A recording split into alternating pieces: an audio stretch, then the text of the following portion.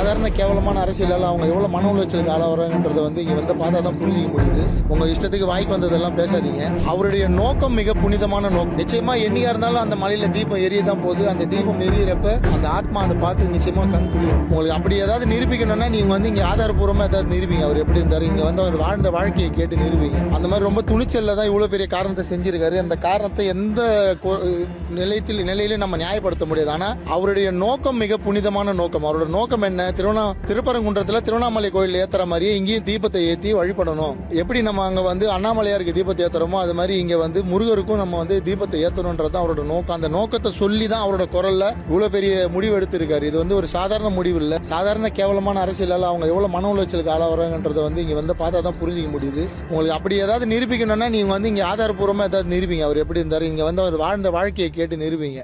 உங்க இஷ்டத்துக்கு வாய்க்கு வந்ததெல்லாம் பேசாதீங்க. நிச்சயமா என்னையா இருந்தாலும் அந்த மலையில தீபம் எரியதான் போகுது. அந்த தீபம் எரியறப்ப அந்த ஆத்மா அதை பார்த்து நிச்சயமா கண் குளிரும்.